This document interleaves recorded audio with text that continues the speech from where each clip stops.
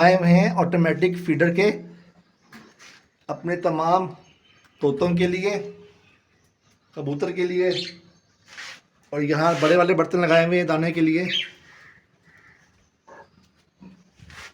तो फ्रेंड्स, जब भी मैंने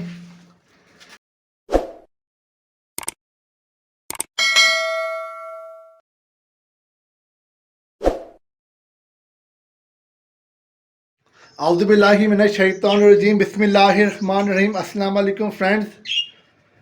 दोस्तों, आप सब खैरियत से होंगे और अच्छे अच्छे कामों में बिज़ी हो रहे होंगे और अपने अपने पेट्स का गर्मियों से बचाव कर रहे होंगे। फ्रेंड्स, आपको पता है कि मैंने काफ़ी अरसे से अपने पास बर्ड्स रखे हुए हैं, और जो लोग मुझे डे फर्स्ट से जानते हैं उन्हें पता है कि मेरे पास अंदर पहले मुर्गियाँ थी और बाहर अब फ़िलहाल ये परिंदे हैं और ये कबूतर, खरगोश हैं। मुर्गियाँ का सिस्टम मैंने फ़िलहाल बंद किया हुआ है, इंशाल्लाह जल्द स्टार्ट करूँगा। तो आप फ्रेंड देख सकते हैं कि मैंने गर्मियों से बचाने के लिए अपने परिंदों को जस्ट एक फ़ैन दिया हुआ है और एक वेंटिलेशन के लिए बड़ी सी खिड़की दी हुई है। ना ही मैंने यहाँ पे कोई कूलर इंस्टॉल किया हुआ है और ना ही कोई और डिवाइस। सिर्फ पंखे की बिना पे, पंखा भी इस तरह लगा हुआ है कि पूरे बर्ड हाउस में इसकी हवा नहीं फैलती क्योंकि घूमता नहीं है। सिर्फ इसी खराब से नॉन मूवेबल पंखा है, ये रिवॉल्व नहीं होता, इसी सीधी हवा देता है। इसी की बिना पे मैंने अपने बर्ड हाउस को गुजारा लायक रखा हुआ है। लेकिन आप सोच रहे होंगे कि ऐसा कैसे हो सकता है कि इतनी शदीद गर्मी में सिर्फ एक पंखा ही काफ़ी है ये पूरे बर्ड हाउस के लिए, जबकि ये पंखा घूमता भी नहीं है।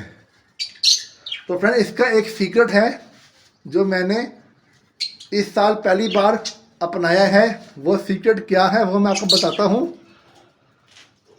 फ्रेंड, आपको पता है कि इंसान को जब गर्मी लगती है तो वो ठंडे शरबत पीता है, ठंडी ग़िज़ा खाता है।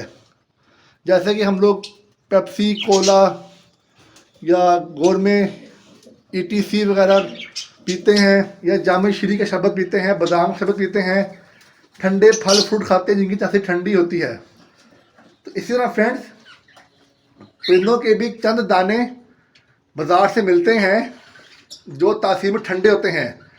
और अगर हम उन दानों को इस्तेमाल करें रेगुलरली अपने परिंदों के लिए, तो आपके परिंदे जब उन दानों को खाएंगे तो उसकी तासीर ठंडी होने की वजह से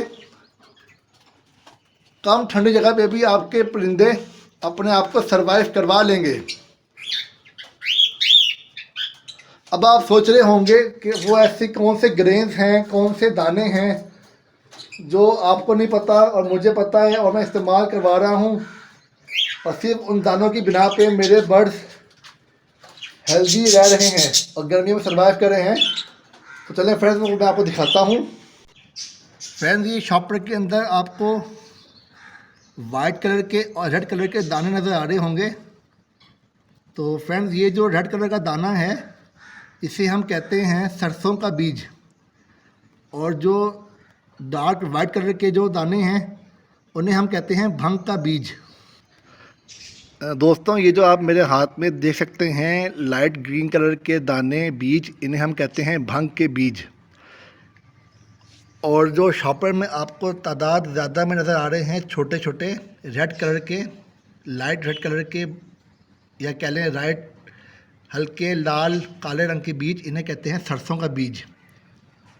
तो फ्रेंड, सरसों का बीज हो या भंग का बीज हो, ये दोनों ही तासीर में इंतहाई बहुत ज़्यादा ठंडे हैं। तो अगर आप इन दोनों दानों को अपनी मुर्गियों के लिए और हर किस्म के परिंदों के लिए, खरगोशों के लिए दाने में इस्तेमाल करेंगे रेगुलरली, तो आपके बर्ड्स इजीली शदीद गर्मी में अपने आप को सरवाइव करवा लेंगे, अपनी बॉडी को ठंडा रख लेंगे। क्योंकि भंग के बीज हो गए या सरसों का बीज हो गया, ये दोनों तासीर में बहुत ज़्यादा ठंडे होते हैं और आपको बाज़ार से बासानी किसी भी परिंदों के दाने वाली दुकान से मिल जाएंगे। थोड़े से महंगे होते हैं, लेकिन अगर आप ज़्यादा तादाद में अफोर्ड नहीं कर सकते तो आप हफ्ते में 1 से 2 बार भी इस दाने को या इन दोनों दानों को अपने रेगुलर दाने में मिक्स करके खिला सकते हैं। मिसाल के तौर पे अगर आपके पास एक कबूतर का पेयर है या एक तोते का पेयर है जो कि हफ्ते में आधा किलो दाना खाता है, तो उस आधा किलो दाने में अगर आप 5 ग्राम भांग का बीज मिक्स हुआ सरसों के बीज के साथ मिला देंगे और उसको प्रोवाइड कर देंगे खाने के लिए, तो कबूतर या तोता जो भी परिंदा आपने पाला हुआ है वो उसको चुन लेगा अपने हिसाब से। और आम दाने के साथ जब मिलाकर आप देंगे तो वो अपने हिसाब से बर्ड इसको खा लेगा और पूरा हफ्ता आपका आसानी से गुजर जाएगा। और आपके बर्ड के लिए फिर ये चीज़ मुफीद होगी गर्मियों में ख़ास तौर पे, क्योंकि फ्रेंड्स ये दाना थोड़ा महंगा होता है।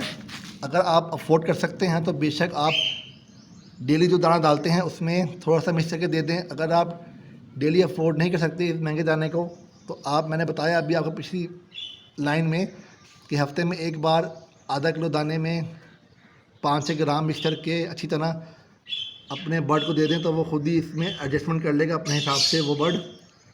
क्योंकि फ्रेंड रोज़ के मेरे ख्याल से एक जो बर्ड का पेड़ होता है, चाहे तोते का कबूतर का हो, वो रोज़ के 3 से 4 दाने ही खाता है भांग के बीज के। और सरसों के बीज की बात की जाए तो वो भी 7 से 8 दाने ही खाता है। तो इस हिसाब से आप एडजस्ट कर लें। फ्रेंड यकीन माने, आपको यकीन नहीं आएगा, ये दाना बहुत ज़्यादा ही मुफीद है सर्दियों में आपके परिंदों के लिए। भांग का बीज और सरसों का बीज दोनों ले लें आप तो मिक्स करके, तो बेस्ट है। अगर एक ले सकते हैं तो एक ही ले लें, ये बहुत ज़्यादा आपको अच्छे रिज़ल्ट देगा। इसका रेगुलर इस्तेमाल या अपने हिसाब से इसको इस्तेमाल करेंगे आप, तो आपके परिंदे को गर्मियों में गर्मी नहीं लगेगी और वो अपने आप को गर्मियों में ठंडा रख लेगा, बॉडी टेम्परेचर ठंडा करके मेंटेन कर लेगा इस दाने को खाने के बाद, जिसकी वजह से आपके जो परिंदे जो होंगे इसको खाने के बाद हीट स्ट्रेस से भी बच जाएंगे और उनकी अमवात भी नहीं होंगी। और साथ ही साथ हो सके अगर आप कर सकें इजीली, तो आप विटामिन सी जो होता है, विटामिन सी पाउडर फॉर्म में आपको मेडिकल स्टोर से या वेटनरी स्टोर से मिल जाएगा, उसका इस्तेमाल भी करवाएं अपने बर्ड्स को रेगुलरली। पानी में मिक्स करके देते हैं 1 चुटकी 1 लीटर पानी में, 1 चुटकी विटामिन सी की 1 लीटर पानी में दें आप डेली अपने बर्ड्स को, तो वो भी आपके बर्ड को हीट स्ट्रेस से बचाएगा और गर्मियों में गर्मी से लड़ने की ताकत उनके अंदर पैदा करेगा।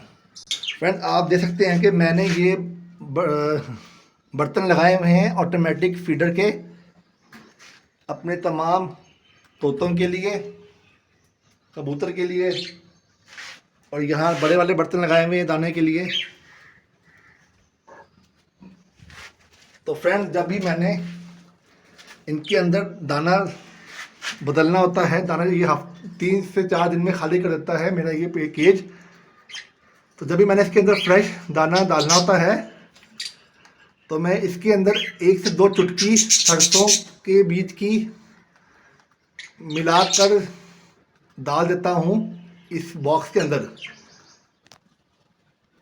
मिसाल के तौर पे 2 दिन बाद ये फीडर का बर्तन खाली हो जाएगा, तो जब मैं इसके अंदर नॉर्मल दाना डालूंगा तोतों वाला, तो इसके अंदर मैं 1 से 2 चुटकी सरसों की और भांग के बीज की मिला के डाल दूंगा और इसके अंदर और अच्छी तरह हिला दूंगा इस बर्तन को, ताकि वो दाना इस दाने के साथ मिक्स हो जाए।